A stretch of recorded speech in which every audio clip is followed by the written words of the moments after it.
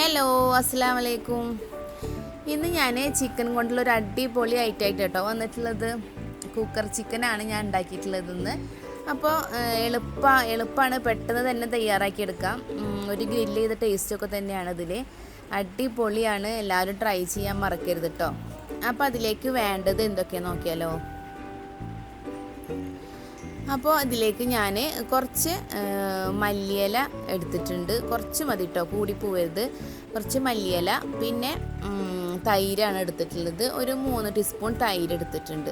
പിന്നെ ഇതിലേക്ക് വേണ്ടത് 1 ടീസ്പൂൺ ഗരം മസാല വേണം. അതുപോലെ തന്നെ 1 ടീസ്പൂൺ പെരിഞ്ജീരകം, എന്ന് വലിയ ജീരകമൊന്നും പറയൂ കേട്ടോ. അപ്പോൾ അതും, പിന്നെ വേണ്ടത് ഒരു 1/2 ടീസ്പൂൺ നല്ല ജീരകം, ചെറിയ ജീരകം ഉണ്ടല്ലോ, അതും. പിന്നെ കുറച്ച് വെളുത്തുള്ളി, പിന്നെ ഇഞ്ചി കുറച്ച് മതി കേട്ടോ, ഇഞ്ചി. പിന്നെ വേണ്ടത് സവാള, ഒരു ചെറിയ സവാളയുടെ പകുതി മതി.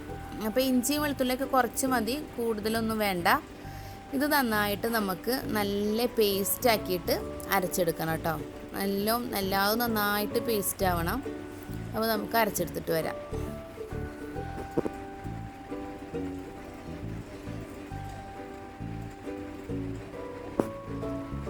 പിന്നെ ഇതിലേക്ക് വേണ്ടത് പൊടികളാണ്. അത് ഞാൻ ഇവിടെ ഒരു 3 ടീസ്പൂൺ കാശ്മീരി ചില്ലി എടുത്തിട്ടുണ്ട്. പിന്നെ ഒരു 1.5 ടീസ്പൂൺ മല്ലിപ്പൊടി എടുത്തിട്ടുണ്ട്. പിന്നെ മഞ്ഞൾപ്പൊടി ഒരു 1/2 ടീസ്പൂൺ, പിന്നെ ഉപ്പ് ആവശ്യത്തിന്, പിന്നെ കുരുമുളക് പൊടിയും പിന്നെ മുളക് പൊടിയൊക്കെ നിങ്ങളുടെ എരിവിനനുസരിച്ചിട്ട് എടുക്കണം കേട്ടോ. അപ്പോൾ ഇത് എല്ലാതും കൂടിയിട്ട് മിക്സ് ചെയ്തിട്ട് നന്നായിട്ടൊന്ന് ഈ പേസ്റ്റ് ആക്കിയതിൽ അരച്ചെടുത്തിട്ട് നന്നായിട്ട് ഇതേപോലെ ഒന്ന് നന്നായി പേസ്റ്റ് ആക്കിയിട്ട് നമുക്ക് അരച്ചെടുക്കാം.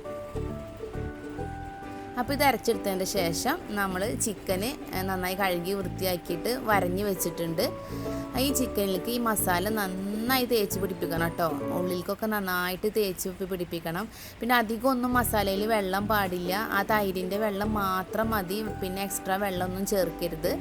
അപ്പോൾ നന്നായിട്ട് തേച്ച് പിടിപ്പിച്ചിട്ട് നമുക്കൊരു അരമണിക്കൂറോ അല്ലെങ്കിൽ 1 മണിക്കൂർ കൂടുതൽ നേരം ഫ്രിഡ്ജിൽ ഒന്ന് വെച്ചാൽ അത്രയും ടേസ്റ്റാണ്. മസാല ഒക്കെ നന്നായി പിടിച്ചോളും.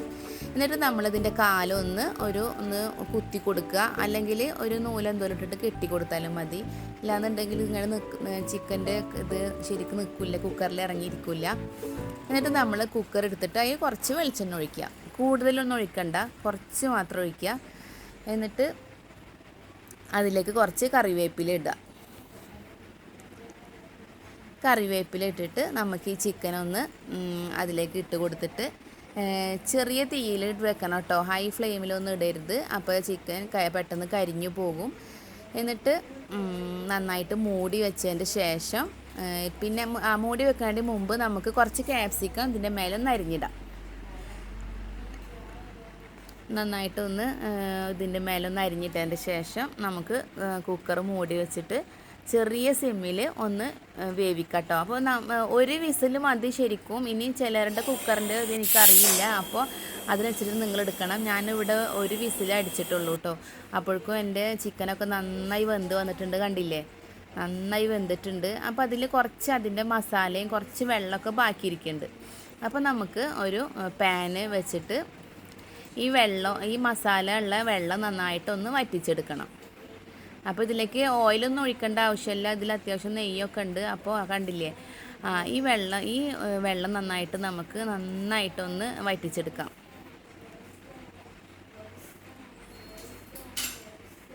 നല്ല ഹൈ ഫ്ലെയിമിൽ തീ കൂട്ടി കൊടുത്തിട്ട് വെള്ളം ഒന്ന് വറ്റിച്ചെടുക്കാം കേട്ടോ. നന്നായി വറ്റിച്ചെടുക്കണം.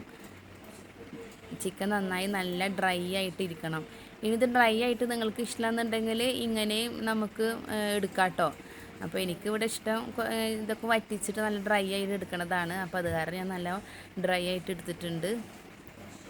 കണ്ടില്ലേ, ആ വെള്ളമൊക്കെ വറ്റി നന്നായിട്ട് ചിക്കനിലൊക്കെ പിടിച്ച് വന്നിട്ടുണ്ട്. എന്നിട്ട് ഇതിൻ്റെ മേലെ നമുക്ക് വേണമെന്നുണ്ടെങ്കിൽ കുറച്ച് മല്ലിയിലയും കുറച്ച് സവാള ജസ്റ്റ് ഒന്ന് വെറുതെ ഇട്ട് കൊടുത്താൽ മതി. എന്നിട്ടിട്ട് ഇത്രയേ ഉള്ളൂ, നമ്മുടെ കുക്കർ ചിക്കൻ അടിപൊളിയായിട്ട് വന്നിട്ടുണ്ട്. എളുപ്പമാക്കിയിട്ട് നമുക്ക് തയ്യാറാക്കിയെടുക്കാം. അപ്പോൾ എല്ലാവരും ട്രൈ ചെയ്യാൻ മറക്കരുത് കേട്ടോ. കണ്ട, നല്ല ടേസ്റ്റിയാണ്. നമുക്ക് ചപ്പാത്തിയുടെ കൂടെയും പൊറോട്ടയുടെ കൂടെയും എല്ലാത്തിൻ്റെ കൂടെയും നമുക്ക് കഴിക്കാൻ പറ്റും. അടിപൊളി ടേസ്റ്റാണ് കേട്ടോ. അപ്പോൾ എല്ലാവരും ട്രൈ ചെയ്യാൻ മറക്കരുത്. എൻ്റെ ചാനൽ ഇഷ്ടപ്പെട്ടാൽ ലൈക്ക് ചെയ്യാനും ഷെയർ ചെയ്യാനും സബ്സ്ക്രൈബ് ചെയ്യാനും മറക്കരുത് കേട്ടോ.